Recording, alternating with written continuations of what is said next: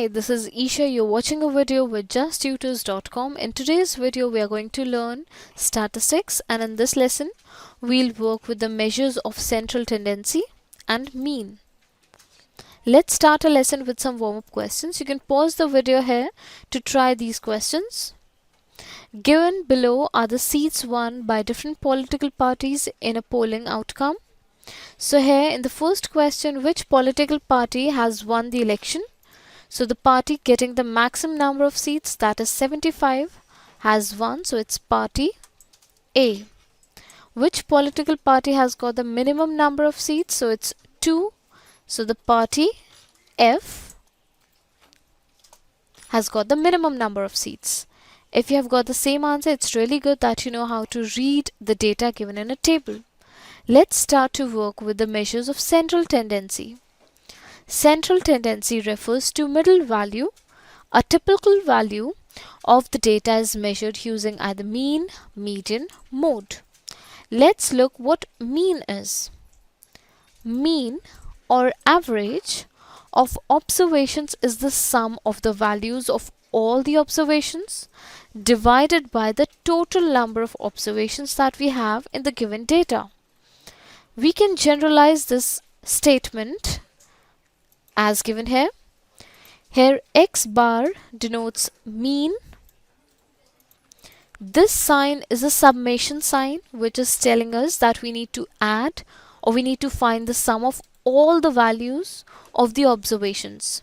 We denote it by xi, where I can be 1, 2, 3 up till the nth observation, and n is the observation, that is the number of observations that we have. Now if you're working with a table where frequency is also given, in that we use this generalized formula, that is mean equals summation, that is sum of all the values obtained by multiplying frequencies and the values of the observations. And it's again fi xi, then I starting from 1, 2, 3 up till the nth observation. Here in denominator we divide the sum by the sum of all the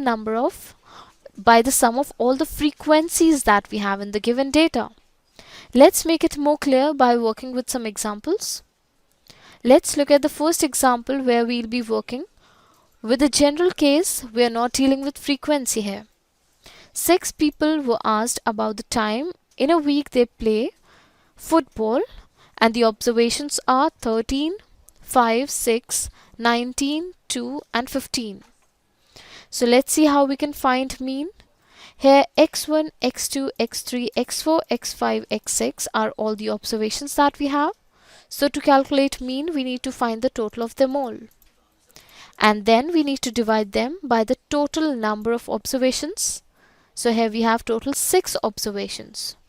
So the answer is 60 divided by 6 equals 10. So the mean time spent by these 6 people in playing football is 10 hours in a week. Now let's see that if we are working with calculation of mean, where we are having a table with frequencies mentioned. So here we have all the class marks given, 45, 55, 67, so on. And we have the number of students, that is frequency, because we are dealing with 100 students here. Let's use the formula that we have just worked with, that is summation of fi xi divided by summation of fi. In general, if you are expanding this equation, it can be written as f1 x1 plus f2 x2 so on till f6 x6, and then we need to divide it by the sum of all the frequencies, that is f1 plus f2 plus f3 so on till you reach f6. Keeping the values here from the given table, we put all the values and the answer is 66, that is mean. Now let's see one question where the value isn't given, however the mean is mentioned in the question, that if the mean of 3 or numbers like 13, 19 and a number x is 15, and we need to find the value of x. How do we need to find it? Same thing we need to do. We need to put the formula of mean, that is sum of all the observations. 13 plus 19 plus x this time because we are not aware of the third observation, divided by 3. 3 is the number of observations, 13, 19, x, 3, and 15 is given as the mean here. So 15 equals 13 plus 19 plus x over 3. If we are solving this, we get x equals 13. This is the value of the third observation. With this, we can try some practice questions. You can pause the video here to try all your questions, and when you are done with your questions, make sure that you can check your answers from the answer slide provided here. Thank you for watching this video. For more, please visit justtutors.com.